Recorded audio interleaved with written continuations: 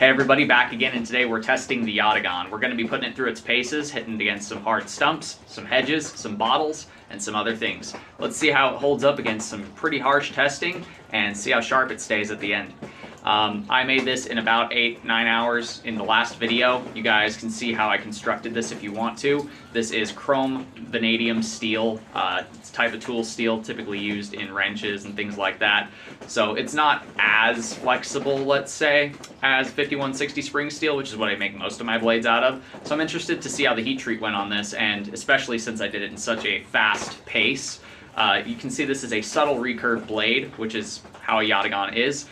These tend to be pretty good cutters, so let's see how it cuts.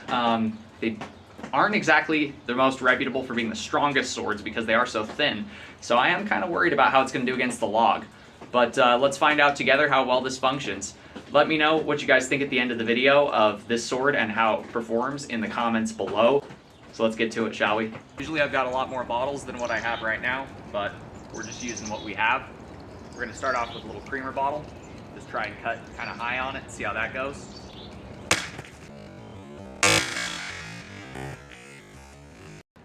So it survived the first cut. Let's see how it does in a thrust, shall we? Clean through, like butter.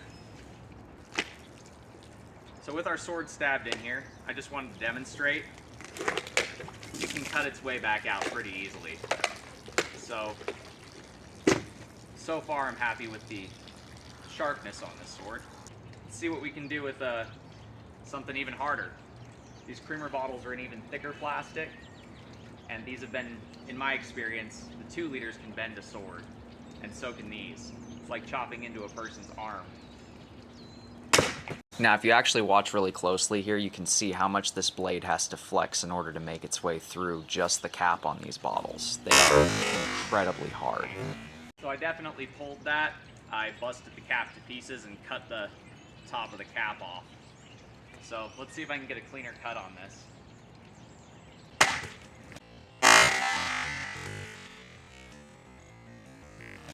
Oh yeah! That was beautiful. Cool. So we know it'll cut, we know it'll cut efficiently, and we know it thrusts well. So now comes the part that always scares the crap out of me. This is a hard cherry stump. We're going to take 10 whacks with our sword and see what happens.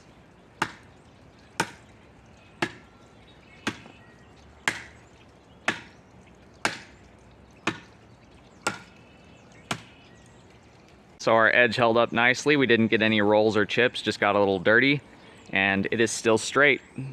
We didn't pick up any bending or warping of any kind. We've still got a nice straight sword blade. So now for our edge retention test, we're just going to use a simple little Snapple bottle. See if it's still got an edge after all the abuse. And I would say so. Cut that clean off. I always tend to hit just under the cap, so that's something I need to work on with my aim. But it cut that clean off. So looks like it's still holding an edge after all the abuse, not chipping up. I don't really have as many bottles as I usually have, so I felt kind of bad about that. I'm just going to trim back these hedges a touch with this sword, just to have some fun with it.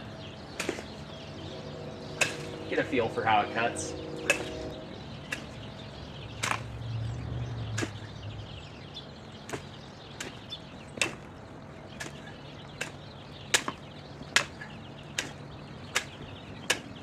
This is 1/4 inch thick particle board.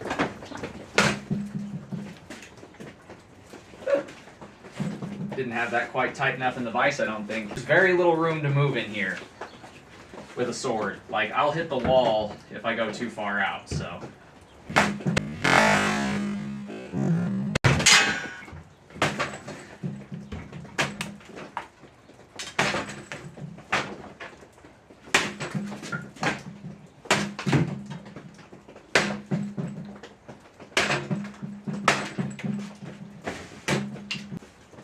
Try and get one good horizontal cut.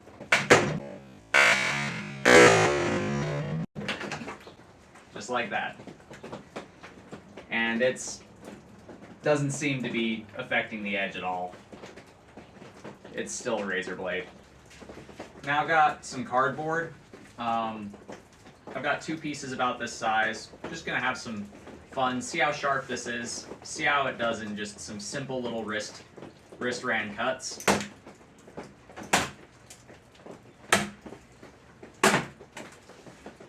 So it is cutting really well for how crappy of a swordsman I am.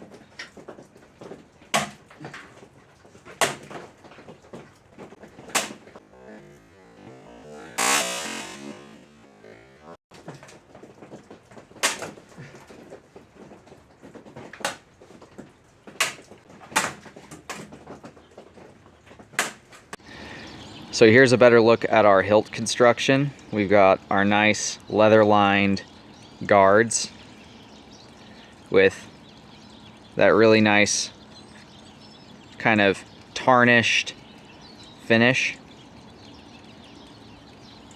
We've got our nice Yatagan recurve sword blade there. And I haven't cleaned this up at all or done anything to it. I just wiped the water off of it from testing.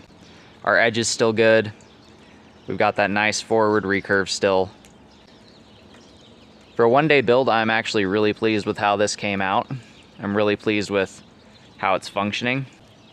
It's still dead straight after all that abuse. You can see the hammer marks in there. Give it a little bit of a waviness to the blade, but that's just because it's hand forged and I did it in a little bit of a faster process than most of my other sword blades. Got that nice fuller running up the back. So all in all, I'm actually really pleased with how this Yatagan turned out. Really good little straight blade, really good simple functional sword. Survived testing beautifully, still sharp. Got a little dirty, but I can clean that up before I throw it on the store. But yeah, for a one-day build, very happy with how this blade turned out. It cuts, it survives some pretty tough testing, and it kicks butt. If you guys like what you've seen, you know what to do. Do the thing right there. And until next time, God bless, stay sharp. And if you're looking for a custom sword, knife, polearm, whatever, check out the Etsy store.